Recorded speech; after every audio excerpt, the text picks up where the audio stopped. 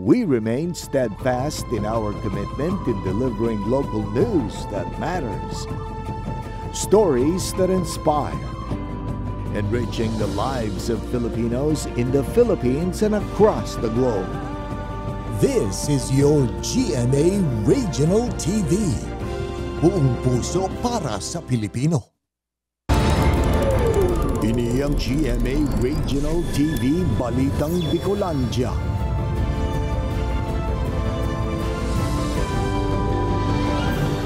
Diyos marhay na hapon mga kapuso, uninaan Balitang Bicolandia. Hatud miyan pinakadarakula asin pinakabagong mga bareta sa Kabikolan. Kami ang tropa nin katotohanan, mahatud nin mga baretang mayong pigkikilingan, mayo nin pigpoprotehiran. Live halidigdi sa GMA Complex sa Naga City, ako po si Kate Dolovieres. 4 na persona na nasa likod kan pambubudol sa 2 biktima na parehong paratienda sa Daet Camarines Norte arestado. Mga sospek nag-deliver subuot nin mga pig-order na frozen meat kan mga biktima. Alagad kulang asin dain nag-abot sa kantidad na ipigbayad ninda. Uyan report ni Rosie Nieva. Ang pighihiling ko ta ng dagdag kita, garo na pulis sa pagkalugi sa sarong pipira sa naninmata. Ang sarukay negosyante sa Banuaan Kanda at Camarines Norte, pig-alokan tulong lalaki asin sarong babae, nin sarong box nin frozen goods sa kantidad na 12,000 pesos. Tulos man ining binayadan kan biktima sa paghuna na lehitimong supplier ang mga ini. Garo na libang subot ang biktima sa pakikipag-olay kan mga nag-deliver, asin igwa pa ining pigpromesa na pirang items na itatao sa iya. Hasta sa ka nakahali na ang mga ini, sa ka na narisa kan biktima nakadikit sa napalan ang mga pig-deliver na produkto asin dain nag-abot sa pigbayad niyang kantidad. Makalis mai-report sa mga otoridad, tulos man na nag-aksyon ng kapulisan hasta sa enot na nadakop ang 2 lalaking sospek. Mantang saro pang lalaki asin sarong babae ang sunod na nadakop kan PNP sa parehong aldaw. Kasi sa mga ganitong modus, hindi lang po ito 2 o 3 tao. Base po sa aming pagsisiyasat sa mga ganitong mga modus operandi, grupo po ito. Makalis ang insidente, igwapang na biktima ang mga sospek na nagdulok subuot sa mga otoridad. Sa ngunya, nasa kustodiya na kan Daet MPS ang mga naarestong persona para sa maninigong disposisyon. Nangapudan man ang PNP sa publiko na pirming mag-ingat nganing dain na matauan ng tsansa na makapangbiktima ang mga taong nasa likod kan mga siring na modus. So kaya po mag-ingat tayo sa mga ganitong mga modus dahil pag nakita po natin na kumbaga too good to be true po, medyo magduda na po tayo sa ganong transaksyon. Mientras tanto, pinurbaran man ako ananin pahayag kan GMA Regional TV Balitang Bicolandia ang mga biktima asin mga sospek, alaga dain na ini nagpaonra ni entrevista. Ini si Rosie Nieva, Balitang Bicolandia. DTI nagpatanid man sa publiko dapit sa pagbakal nin items online, urog na ang pigaapod na mystery parcels. Kunta no, tutukan sa report ni Jessica Kalinog. Ngunya na aldaw, nag-abot na an in-order ni Wilma online. Approve man daa sa presyong 138 pesos. Puon ka nakaaging taon, online na daa siya nagbabakal nin mga gamit. Alagad dobleng paglikay man an sa iyang pigigibo. Okay man, almost okay man gabos na order ko. Pero ano pa man, parang likay ka din? Siyempre tighiling mo muna si mga suggestion ba kung okay ang ano. Minsan ba, kaya igwang nag-aabot na, sala man.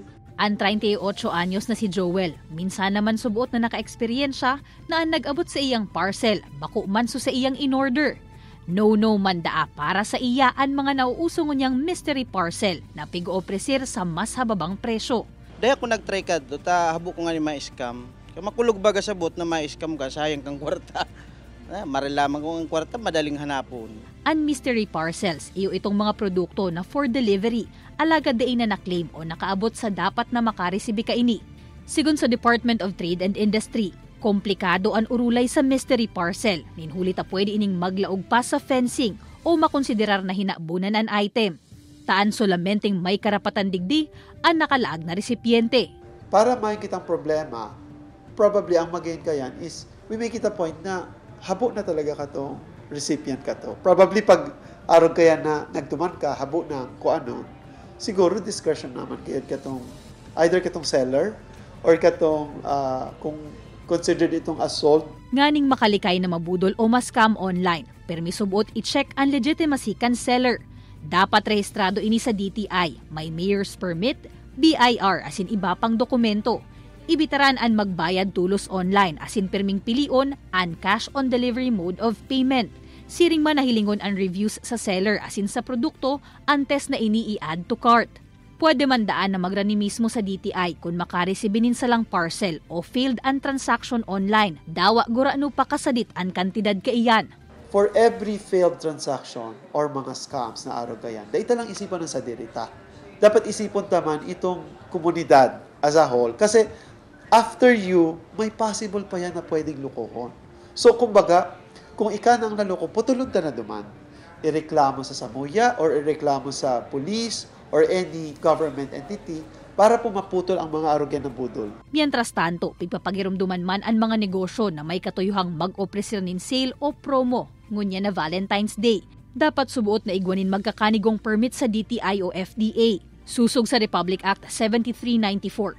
Importante ini nganing masyertong an pigpapangako ka negosyo, iyon anggad an mariresibikan mga konsumidor. Siring man na day maabuso an mga negosyante. Kaibanan si Jovel Obiso, Jessica Kalinog, Balitang Bicolandia. Water level sa Lake Buhi above normal pa susug sa LGU. Pagbaba kan level kan tubig sa Danau kan Buhi. Saro sa mga pigbabantayan huli kan posibleng fish kill susug sa BFAR. Mantang nasa 11,000 na fisher folk sa rehiyon, posibleng maapektaran kan El Nino susug sa ahensya. Uyan report ni Chris Novello. Sa ibong ka na mamati ang mainit na panahon, bastante asinasamaray na level pa ang tubig sa Lake Buhi. Nagtitinir subuot na above normal ang lake water elevation kan Danau. Huli kan mga pag-uuran na sinabayan pa kan bulos gikan sa iba pang water sources na minahali sa watersheds na nakapalibot sa lugar. Ang pagbaba kaya kan level kan tubig sa Danau ang saro sa mga pigbabantayan kan LGU na nangyari naman subot kan mga nakaaging taon dara kan epekto kan El Nino. Posible man kasubot ini magresulta sa fish kill. Kasi siyempre yung volume ng water pag mababa na, pwedeng of course yung capacity ng possible dissolved oxygen bumaba rin. Nakabantay po tayo dyan. As far as I know, meron po tayong regular testing din ng water quality. Como pag-andam, nililinig naman subot kan LGU ang mga water hyacinths sa Danau. Sa ngunya nakarecover naman ang fish cages na naapektaran ka nangyaring fish kill ka nakaaging taon. Padagos man ang ginigibong inventory as in registration kan total na numero kan fish cages sa Banwaan. Saro kaya ang Lake Buhi sa mga binabantayan kan Bureau of Fisheries and Aquatic Resources. Kaiba ni ba pang may presensya ng Danau as in fish pan sa rehiyon nga ni maibitara ng posibleng epekto kan El Nino. Pinagpo-project po kang pag-asa na ang mga posibleng maapektuhan kang El Nino ay ang probinsya kang Masbate, Sorsogon, Camarines Sur and Albay. Ikwa po kita dyan na around 342 na fish pan lease agreement or FLA holders. And ikwa din po kita na roughly around 11,000 na mga parasira na involved po sa aquaculture. Fluctuation kan water quality, disease outbreak of fish kill as in red tide, ang pigbabantayan kan ahensya na posibleng epekto kan El Nino. Inabisuhan man kaini ang mga parasira na magkaigwa ng maray na aquaculture practice as inipa-insure sa Philippine Crop Insurance Corporation ang saindang fund of fish cages.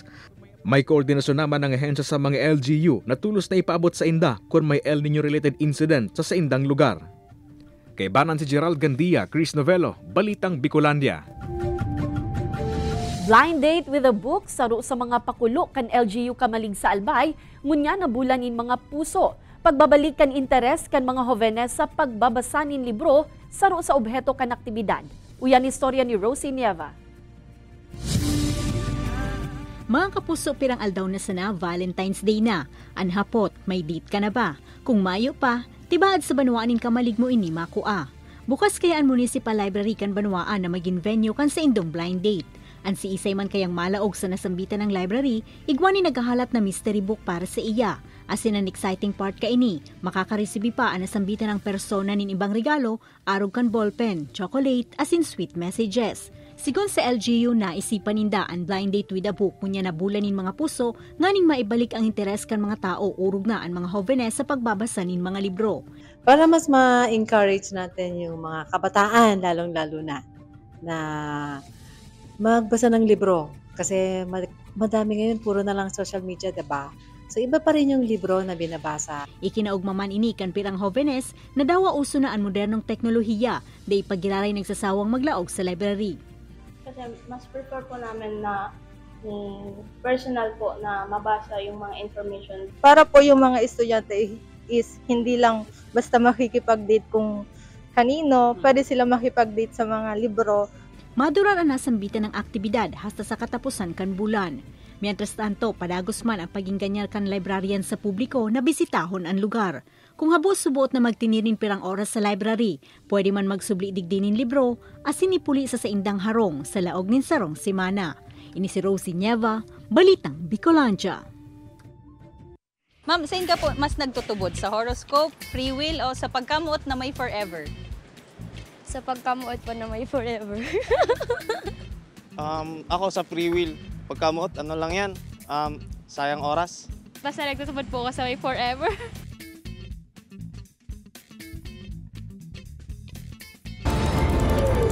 Ini ang GMA Regional TV Balitang Bicolandia. Ini ang GMA Regional TV Balitang Bicolandia.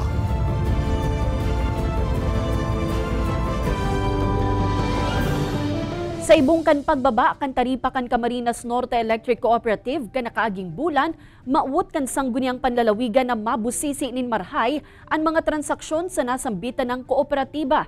Para sa Committee on Public Utilities, dapat na maging transparent ang Kanureco urog na sa mga charges na pigpapataw kan kooperatiba sa mga konsumidor asin compliant ini sa mga patakaran kan National Electrification Administration asin Energy Regulatory Commission. Kaya inagad kan komitiba na tauan sindanin kopya kan internal audit kan NEA para mas mapag-adalan asin mahiling kung nasusunod talaga kan kooperatiba ang sa indang mga obligasyon asin responsibilidad sa mga konsumidor. Pigsyerto man kan Kanureco na transparent sinda sa gabus na charges sa mga konsumidor asin sa mga patakaran kan nakakasakop ng mga opisina. Yun po kasi medyo mahirap sa part ng Kanureco na maglabas po na wala pa naman po nilalabas yung NEA na audit report. Pero po yung sa report naman natin sa AGMA, makikita nyo naman po doon kung ano po yung nilalabas ng mga audit report at available, yan po ay nilalathala natin. At malalaman din natin kung may mga kalukuhan na ginagawa na sila dyan. At yung sa NEA talagang kwan yun eh. Talagang sabi niya na true to life na kanyon, transaksyon. Voters registration para sa 2025 midterm elections mapuna sa Lunes. Comelec maut pang mapalangkaw ang numero kan mga rehistradong botante. Mantang Register Anywhere project urog pang papaywason kan Comelec. Ang detalye aramunta sa pagtutok live ni Chris Novelo. Chris?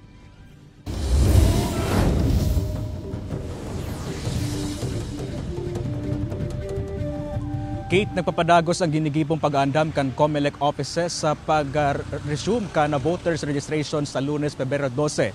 Preparasyon yan, Kate, kan Comelec sa mangyayaring May 2025 midterm elections. National and local elections pa kan taong 2016, huring nakaboto si Sherwin Luna. Pigpurbar man subot niya magparehistro kan nakaaging taon, alagad pirmi subot halabaan pila sa Comelec office.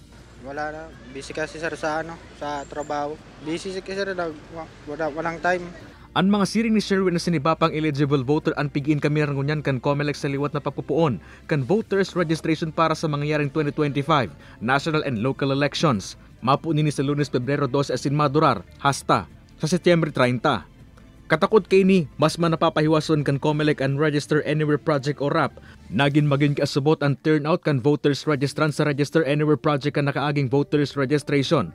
Iningani mas takul pang eligible voters, ang mainganyo magparehistro asin bumoto sa maabot na pililian. Saro po yan sa aim kang RAP and also accessibility po para po duman sa mga botante na usually po baga ang rason po kung taano tadain nakakaparehistro is minsan po sa ibang lugar nagtatrabaho and dai po sinda available from Mondays to Saturdays and even holidays. Mayo man subot nin pagbabago sa requirements sa voters registration ngunya na taon.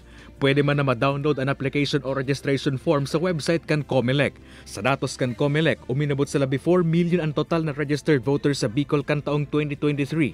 Ang labi 3 million sa mga ini, nagboto ka na kaaging barangay sinsanggo ng kabataan elections o may 75.61% na voter turnout.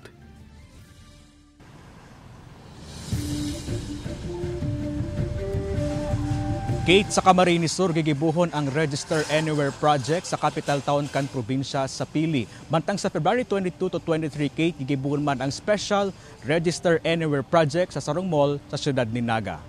Kate? Jos Mabalos, Chris.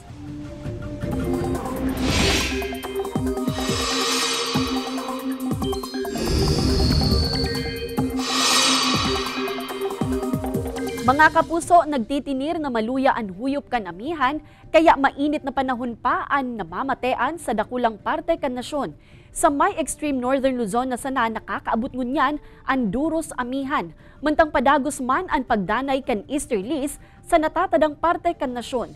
Magayon na panahon man ang malalauman sa Kabikolan. Basado kaya sa datos kan Metro Weather, hababa ang tsansa nin uran sa rehiyon, alagad kay puhan man giraray na maging andam sa uran kan mga kapuso nyato urog na sa parte kan Catanduanes.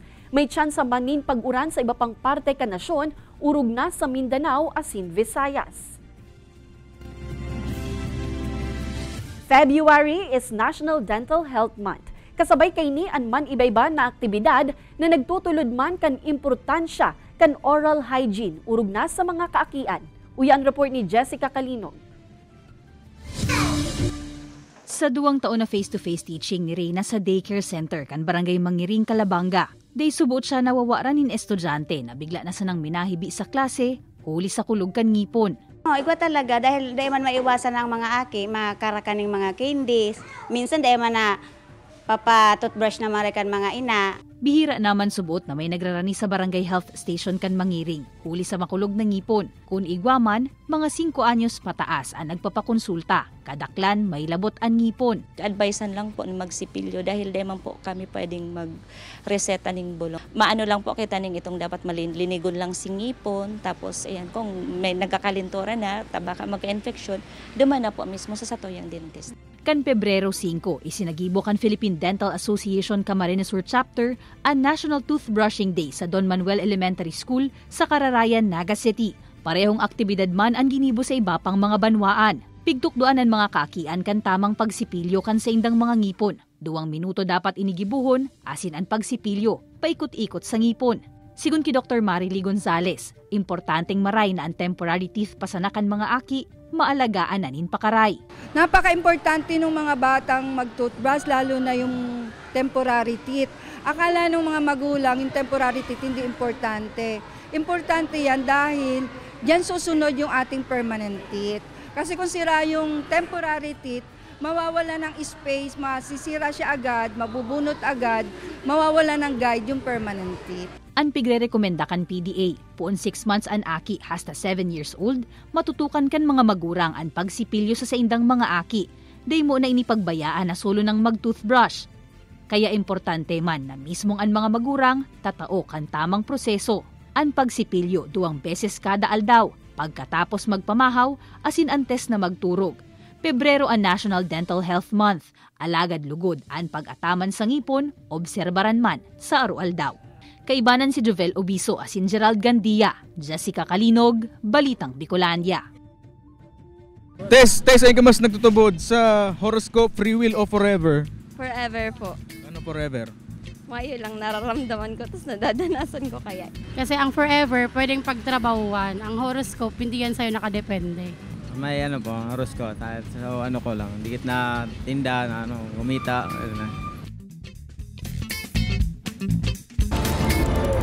Ini ang GMA Regional TV Balitang Bicolandia. Ini ang GMA Regional TV Balitang Bicolandia.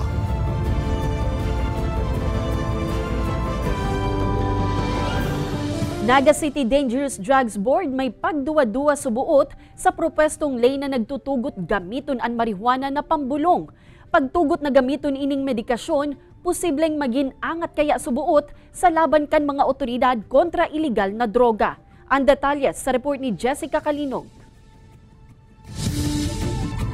Pon Pebrero 1 hasta Pebrero 7, 2024, nasa 17,000 grams o maabot sa 2,041,080 pesos na kantidad nin marijuana ang nakumpiskar kan kapulisan sa magkakasuway na operasyon kontra iligal na droga sa Bicol Region.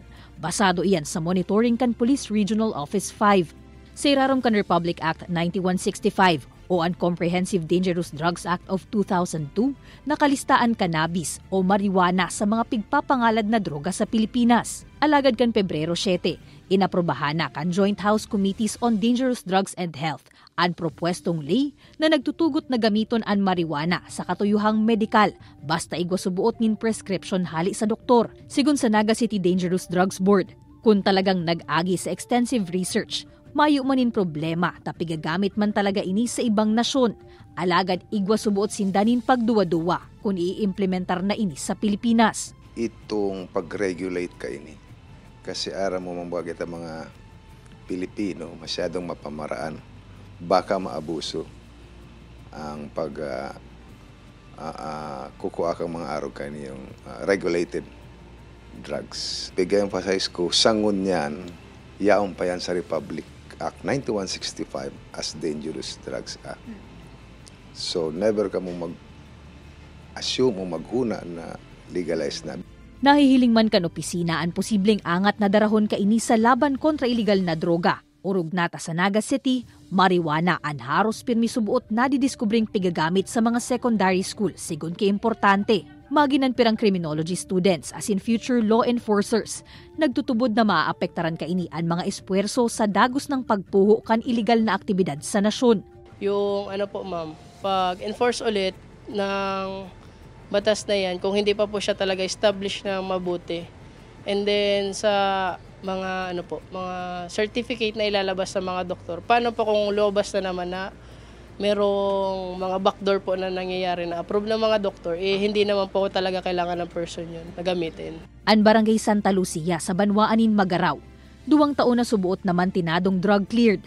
An sa indang pighahandalan kung ini maapektaran en kasong dagos ng itugot kanlay and medical use kan marijuana. Kung malilegalize man po, dito man po maaraman kung paano po yung gagamiton, baka po ma-overuse manggiraray, legal nga ne po ang paggamit kayan. Iyon po ang saro sa nakakatakot kung halimbawa maging legal. Sangunyan an kaipuhan daa, pag-adalanin maray kan gobyerno an magiging epekto kaini sa komunidad, asin day man lugod magindalan sa urug pang paglala kan problema sa droga sa nasyon.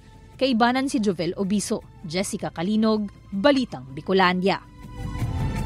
Purchase booklets na pigpipresentar kan mga senior citizen tanganing makakuan nin diskwento hurot na halion. Ang pirang senior citizen sa Camarines Sur may sentimiento sa bagay na ini.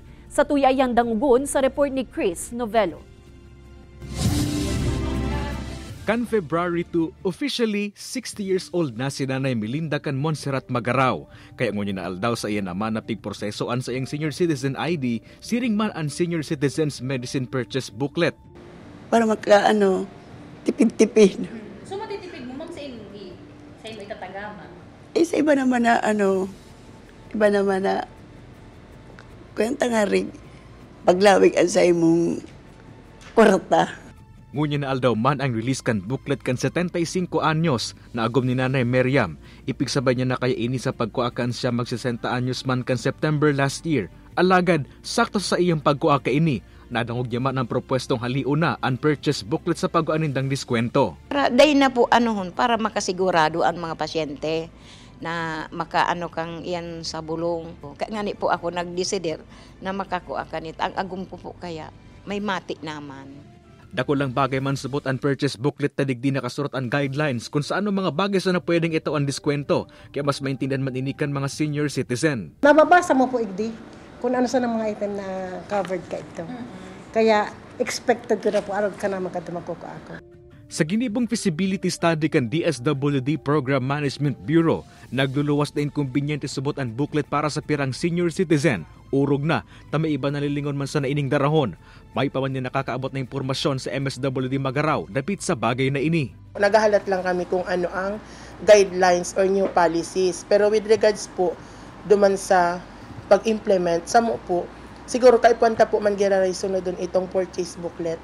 Kasi para maaraman ta po kung pira na ang nabakal na bulong, at the same time, para po fair man sa satuya pong mga tigbabarakalan na butika. Para sa perang butika sa Naga City, mas makakamaray kung may purchase booklet man giraray na ipepresentar. Sarong paagi man kaya ini, nga na mamonitor ang pag-inom nin bulong kan mga senior citizen. Alimbawa sa mga antibiotics, saro po kaya. Para itong day siya maano duman sa pag-overdose man bagang inaapod. Para itong on time talaga maubos niya itong antibiotic na matama si pag-inom niya. Sa propwesto, pigre-rekomenda na magkaigwang technology-based data storing systems ang mga establishmento, nganing less hassle naman ang pag-abil ng diskwento, asin senior citizen ID na sana ang kaipuan na ipresentar. Alagad, may pamanipinal na panundon dapit sa magiging implementasyon kaini. Kay Banan si Jovel Obiso, Chris Novelo, Balitang Bicolandia. Mga kapuso, date idea ba ang hanap nindungo niya na February? Purbara nindo na mag-stargazing, hulita papalawigon kan Alpha Centauri's meteor shower ang mga banggi kan bulanin mga puso. Sigun sa Pag-asa, pasado alas 12 nin maagahon sa aga, February 9 ang peak activity kan pagbagsak kan mga bulalakaw.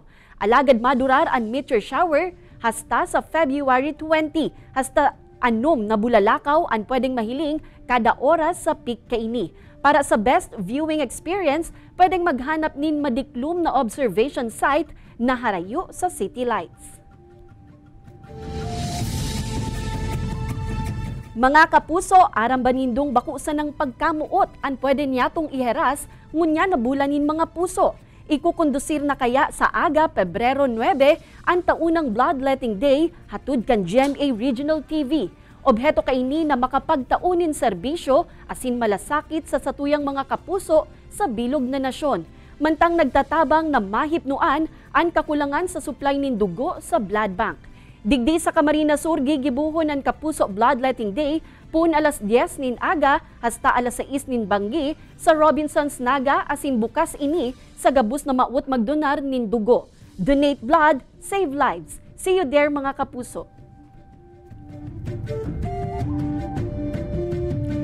Madadalan ang episode na ini asin iba pang pinakahuring lokal na bareta sa official website kan GMA Regional TV, www.gmaregionaltv.com. Pwede man kamong magbisita sa samuyang official YouTube channel, GMA Regional TV, asin i-click ang subscribe button para sa pinakamaiinit na bareta hale sa man-iba-ibang rehiyon. Mabalos sa mga kapusong Bicolanong nagantabay, magin sa mga kapuso nyato abroad. Ninhulita sa GMA Regional TV, Local News Matters. Asin yan ang pinakadakula asin mainit na bareta sa Kabicolan. Ako si Kate Dalovieres. Kami ang GMA Regional TV Balitang Bicolandia, bilog na pwersa para sa mas dakulang misyon asin mas mahiwas na pagserbi sa nasyon.